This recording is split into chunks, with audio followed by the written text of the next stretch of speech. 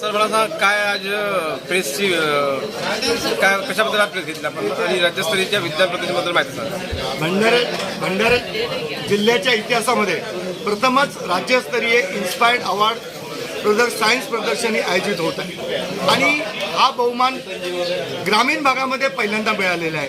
तर हे राज्यस्तरीय विज्ञान प्रदर्शन सगळ्यांपर्यंत पोहोचायला हवं, जास्तीत जास्त विद्यार्थ्यांना नवीन मॉडेल, नवीन त्यांची सृजनशक्ती, नवीन कल्पना आविष्कार सायन्सच्या बाबतीत व्हावं, याकरता आम्ही सायन्स प्रदर्शन राज्यस्तरीय आयोजन करण्याचा पुढाकार घेतला आहे आणि हे प्रदर्शन यशस्वीरित्या व्हावं याकरता सर्वांचं सहकार्य लागणार आहे आणि मला आशा आहे की भंडारा जिल्ह्यातील जास्तीत जास्त विद्यार्थी राज्यस्तरीय विज्ञान प्रदर्शन पाहण्याकरता या प्रदर्शनाच्या माध्यमातून उपस्थित राहतील एवढं मला अपेक्षा आहे। यामध्ये कशाबद्दलचे आयोजन केलेले आहे? याचं उद्घाटन सोहळा 27 तारखेला सकाळी 11 वाजता आहे आणि विज्ञान प्रदर्शनी 27, 28 आणि 29 तारखेपर्यंत 3 दिवस आहे।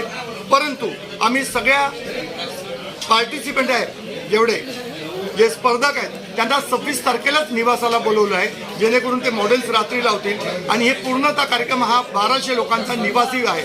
म्हणजे 500 विद्यार्थी, 500 शिक्षक आणि बाकी टीम अशी 1200 लोकांची निवास व्यवस्थेत सकट हा कार्यक्रम भंडारा जिल्ह्यात प्रथमच होत आहे आणि आम्हाला विश्वास आहे निश्चितच हा कार्यक्रमाचं सफल आयोजन आमच्यातर्फे केलं जाईल। या विज्ञान प्रदर्शनाला किती विद्यार्थी अपेक्षित आहेत आपल्याला?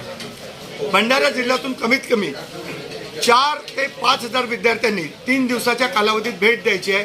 त्याकरता त्यांच्या गाड्या पार्किंगची व्यवस्था केली आहे, त्यांना सगळं नियोजन लावलेलं आहे, कुठल्या वेळेस कुठले येतील, कुठले तालुके कुठल्या तारखेला येतील हे सगळ्या भंडारा जिल्ह्यातील मुख्याध्यापकांना पत्राद्वारे कळविण्यात आले आहे। याचे आयोजन कोण कोण आहे? याचं मुख्य आयोजक आहे राज्य विज्ञान संस्था नागपूर, शिक्षणाधिकारी कार्यालय माध्यमिक व प्राथमिक भंडारा, जिल्हा विज्ञान अध्यापक मंडळ भंडारा आणि डिफेन्स सर्व्हिसेस ज्युनियर कॉलेज हे या 4 लोकांच्या याच्यामुळे हे आयोजन केलेलं आहे। आपण या माध्यमातून लोकांना काय आवाहन करणार?